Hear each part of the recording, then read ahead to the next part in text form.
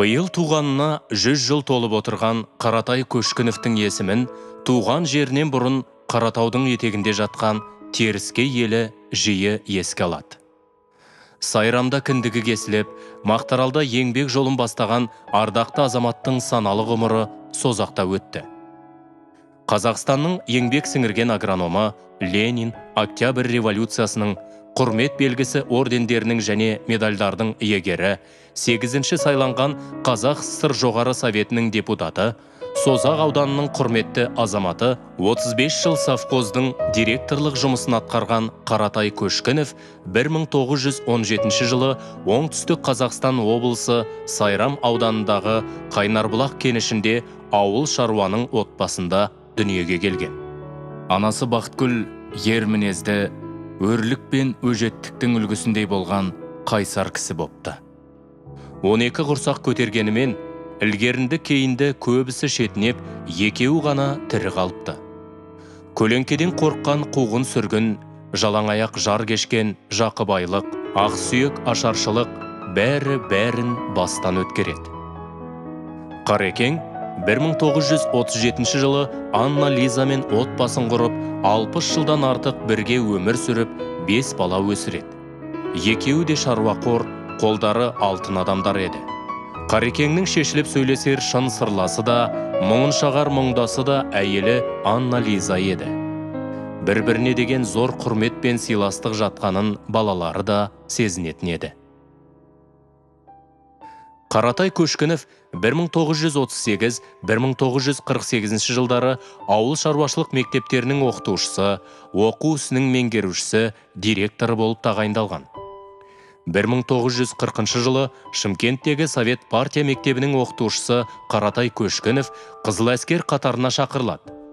Артынша алапат соғыс басталып, жас жауынгер бірінші лекпен-ақ майдан шебіне аттанады. Соғыстың алғашқы қанды қасабына тап болғандардың сау қалғаны шамалы еді ғой. Қарекең де 3-ші ұрыста қатты жараланады. Госпитальге түсіп ұзақ емделген соң 1942 жылдың соңында ақсаңдап ауылға келеді. Келген бойда жергілікті билік жаралы солдатқа Сайрам ауыл шаруашылық мектебін басқаруды тапсырады.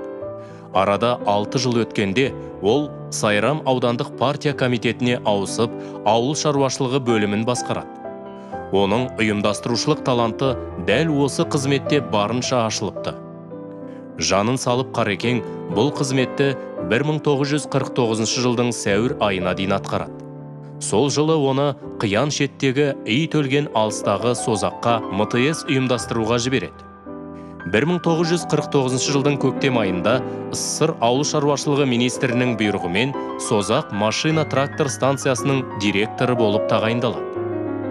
Табиғатынан талғампаз, талапшыл Қаратай алуан техникалармен жарақтап, өзіне тапсырылған машина-трактор станциясын бірер жылдың ішінде заманға сай жарқырата жаңартады. Сол станциядан 1958 жылы Созақ, Сызған, Қаратау және Энгельс сынды 4 совхоз құрылады. Қаратай Көшкінов осылардың ірге тасын бекітіп, әбден қалыптастырған соң, Калинин атындағы совхозға директор болып ауыстырылады. Мінекей, Қаратай Көшкінов осы Калинин атындағы Қаракөл совхозын табан аудармай, бетпақтың долы бетінде, құмды дауылдың өтінде жүріп, 35 жыл басқарыпты. Бұл жағдай сол заманда қазақ ізденсе, Гиннес кітабына кіретін рекордтық көрсеткіш деседі. Барды бағамдап, баяндыны бағалай білген директор, осы жылдар ішінде совхозды Қаракөл терісін өндіретін республикамыздың іргелі шаруашылығына айналдырады. Ел жетпеген ерен жетістіктерге қол жеткізеді. Сөйтіп өзі де жоталанып, абырой биігіне көтеріледі. Соның арқасында шаңырақтары берекеге толады. Өздері отбасылық бақыттың кемелінде шалқиды. Қаратай Көшкінов жер анадан қуат алған нағыз істің адамы болыпты. Жерлестері Қарекеңнің аттан түскенін көрмесе керек. Жайылымы да, қыстақтардың қысқы дайындығын да өз көзімен көріп, өзі тексеріп, жем шөптің де уақытында жеткізіліп тұруын өзі қадағалап отырады. Совхоздың өркендеп нығаюына, оның жаңа техникамен жабдықталып, прогрессивті технологиялардың енгізілуіне, сондай-ақ өндірістік құрылысты дамытып, әлеуметтік тұрмыстық жағдайдың жақсаруына да зор мән береді. Қатал қысқа қосыла құтырған қасқырға қарсы амал шарғыны да директор өзі ұйымдастырып жүріпті.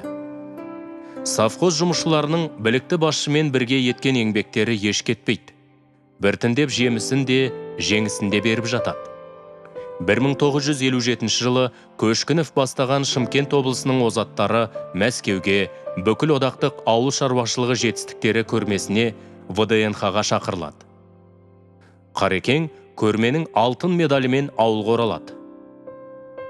Қарекең басқарған совхоздың атақ даңқы бүкіл республикаға жайылып, ол шын мәнінде ауыл шаруашылығына кадр дайындаудың үлгілі мектебіне айналады. Бұл совхозда зоотехник болып, немесе мал дәрігері, агроном, инженер болып қызмет жасаған азаматтардың көбісі, яғни Көшкіновтің шәкірттері, кейін өздері де бір-бір шаруашылыққа жетекшілік жасап кетеді. Совхоз директорлары болады. Түрлі басқармаларға тағайындалады, аудан басқарады. Қызығынан көрі қиындығы басым, қуанышынан көрі қыжылы көбірек осынау жылдардың еншісін бірге бөлісіп, Қарекеңнің қасында табан аудармай сүйген қосағы Анна-Лиза жүреді. Мектепте қызмет жасай жүріп, қордағы сиырын да сауат, тандырдағы нанын да жапты, сабылып келіп жататын қонағын да күтті. Қарекең күнді түнге жалғап, қоғам жұмысынан бас көтере алмағандықтан, үйдегі баланың тәрбиесі де әйелінің мойнында болды. Сөйтіп, үйдің де, түздің де шаруасын дөңгелентіп отырған еңбекқор Анна-Лиза ақыр соңында ауыл аймақтың абыз анасына айналады. Атқарған ардақты ісі, ерен еңбегі, Қаражон азаматтық ерлігі Қаратай Көшкіновті елі мен жұртының шексіз алғысына бөлейді. Ол кісінің атына қарапайым еңбек адамдарынан бастап, қатар қызмет жасаған әріптестері, дос-жарандары, лауазымды азаматтарға дейін жазған бума-бума хаттар әлі күнге сақтаулы екен. Солардың бірін 1997 жылы 25 қазанда Созақ ауданының әкімі жазыпты. Аса қадірлі Қареке деп басталыпты әкімнің жылы хаты. Асқар таудың биіктігі алыстаған сайын асқақтала түсетініндей, сіздей қадірлі азаматын, бүгінгі ел ағасын Созақ жұртшылығы айрықша құрметтейді, ардақ тұтады. Созақ ауданына сонау соғыстан соңғы қиын кезеңде 1946 жылы 30-дың ішіндегі жігіт шағыңызда келіп, өзіңіздің іскерлігіңіз, біліктілігіңіз, ең бастысы биік адамгершілік қасиетіңізбен елдің аса сүйікті, қадірменді азаматы атанып, 50 жыл адал қызмет атқардыңыз. Сіздің елге сіңірген ерен еңбегіңіз ескеріліп, Созақ ауданының құрметті азаматы атандыңыз.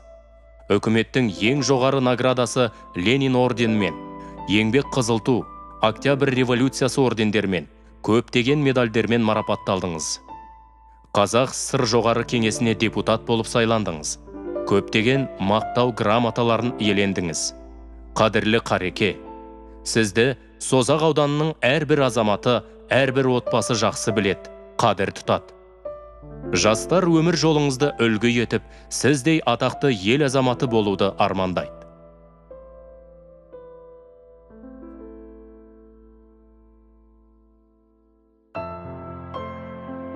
Бүгінде Көшкіновтер әулеті бір рулы елге айналған мәуелі бақтай, өз әулетіне ғана емес, бүкіл Созақ жұрты оның мемлекет мүддесі жолындағы ерен ерлігін, ауданға қалдырған қол таңбасын, жан-жағына тигізген өлшеусіз шарапатын ұмытпай, әлі күнге сағынышпен айтып жүреді.